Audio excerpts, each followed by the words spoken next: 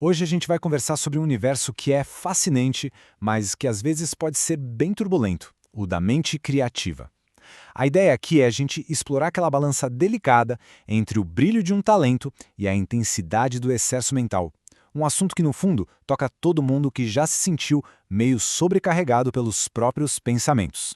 Vamos começar com essa ideia, que é a base de toda a nossa conversa. Muitas vezes, a mesmíssima dinâmica mental que consegue produzir um pensamento inovador, uma solução genial, é a que também nos prende num ciclo de ruído, de agitação. É como se fosse uma faca de dois gumes, sabe? Onde a potência criativa e a exaustão podem morar ali, bem lado a lado.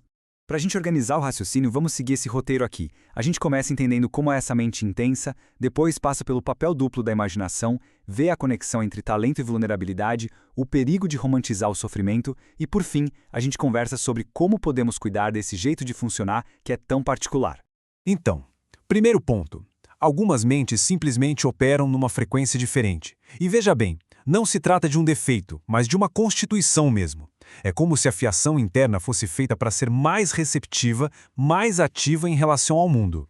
A chave para entender isso tudo é a tal da sensibilidade mental. É muito importante não enxergar isso como uma fraqueza, mas sim como uma ferramenta de percepção super poderosa. Uma mente assim é como um radar muito sofisticado que capta muito mais informação do ambiente e de si mesma. E essa é a matéria-prima tanto para a criatividade quanto para a sobrecarga. E o que é interessante aqui é essa distinção. A mesma energia mental pode aparecer de duas formas completamente opostas. De um lado, a gente tem a produção criativa, um fluxo de pensamento que constrói, que gera, que empurra para a ação. Do outro, o excesso mental, um turbilhão de pensamentos repetitivos que não levam a lugar nenhum e que só drenam a nossa energia, levando à paralisia, um verdadeiro chiado no cérebro. Agora vamos para o nosso segundo tópico, para entender como a imaginação funciona como um motor por trás desses dois estados.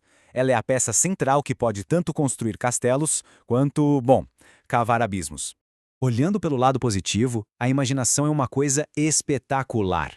É ela que permite visualizar soluções que ainda nem existem, criar arte, desenvolver projetos, enxergar o mundo por um ângulo diferente. É a pura fonte da inovação. Só que essa mesma capacidade de projetar cenários pode ser, digamos, sequestrada pela preocupação. Aí a imaginação começa a ensaiar futuros negativos, a antecipar problemas, a criar cenários horríveis, alimentando um estado de ansiedade e inquietação que não para. É a mesma ferramenta, só que usada de um jeito diferente. E isso nos leva a uma verdade que muitas vezes não é tão óbvia. Ter um grande talento, uma mente brilhante, não é uma armadura de proteção contra desafios psicológicos. Na verdade, a mesma sensibilidade que alimenta o talento pode acabar aumentando a vulnerabilidade. E essa observação antiga resume isso perfeitamente. A capacidade de perceber o mundo com mais profundidade, com mais nuances, também significa sentir as dores e as alegrias de uma forma muito mais intensa. A sensibilidade que permite ver a beleza num detalhe qualquer é a mesma que sente a dor de um jeito mais agudo.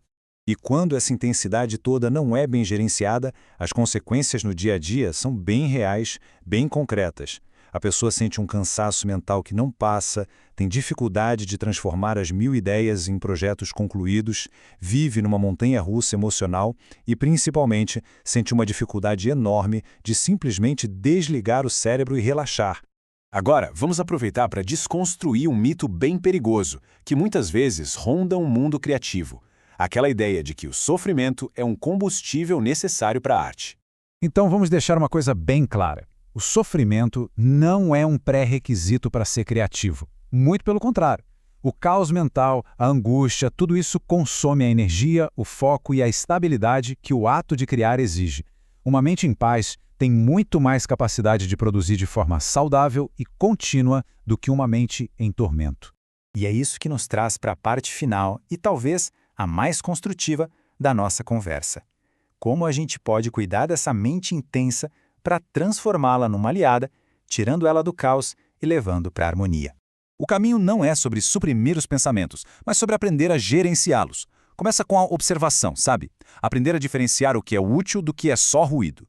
Depois, vem a prática de direcionar a atenção de propósito. E, algo fundamental, integrar pausas, momentos de paz que permitem à mente se reequilibre e recarregue. E essa metáfora aqui é brilhante. A mente pode parecer um circo meio caótico, com várias coisas acontecendo ao mesmo tempo.